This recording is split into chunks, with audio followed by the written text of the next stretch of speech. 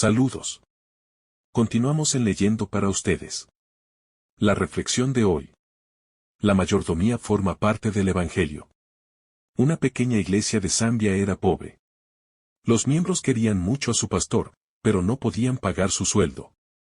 Este amor era mutuo y el pastor se había dedicado por entero a guiar a su congregación en su diario caminar con Dios. Sin embargo, le habían advertido que no hablase acerca del dinero si no quería espantar a las gentes, haciendo que se alejasen. Cuando el pastor fue a Singapur para el adiestramiento del liderazgo en lo que se refiere a cómo realizar la evangelización, se sintió tan profundamente conmovido por lo que escuchó acerca de los mandamientos y las promesas de Dios sobre el tema del dinero y las posesiones, que se sintió convencido de que su iglesia debía enterarse de la verdad. Cuando regresó a Zambia, comenzó a enseñar a las gentes de su iglesia diciéndoles, la mayordomía forma parte del Evangelio y ninguna persona puede, en realidad, tener un conocimiento completo de Dios a menos que conozca y practique el concepto de la mayordomía. La adoración no está completa a menos que demos algo. Cuando los sabios, por ejemplo, fueron a adorar al bebé Jesús, le llevaron dones preciosos. Los miembros de la congregación eran personas dedicadas y no se asustaron por el hecho de que Dios hubiese dado un mandamiento conforme al cual era preciso dar, sino que se mostraron encantados por lo que oyeron y se sintieron, además, avergonzados por su propia desobediencia. Preguntaron a su pastor, ¿por qué él no les había enseñado estas cosas con anterioridad y él se vio obligado a admitir que él mismo las desconocía? Por primera vez en su vida, los miembros de la iglesia de Masala, en Éndola, Zambia, comenzaron a dar el diezmo y a hacerlo con gozo, dando su dinero con satisfacción. Además de poder cubrir los gastos de la iglesia, aceptaron la responsabilidad de dar el sueldo a su pastor y pagar el alquiler de su casa.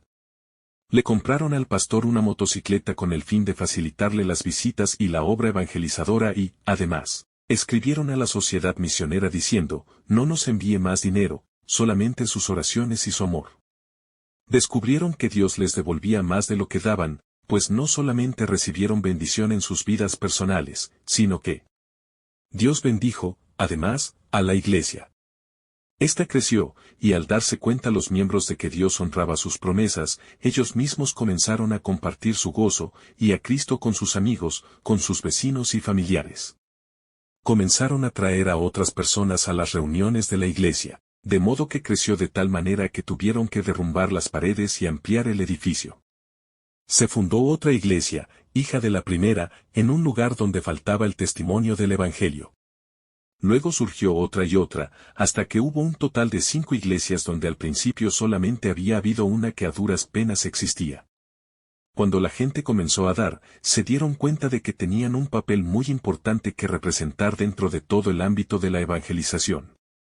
Con anterioridad no habían sido otra cosa que espectadores en el templo, pero cuando empezaron a dar el diezmo y a ofrendar para la obra de Dios, comenzaron a darse cuenta de la responsabilidad que tenían de dar testimonio, de atraer a las almas, de enseñarles y ayudarles, y se sintieron muy emocionados, dijo el pastor.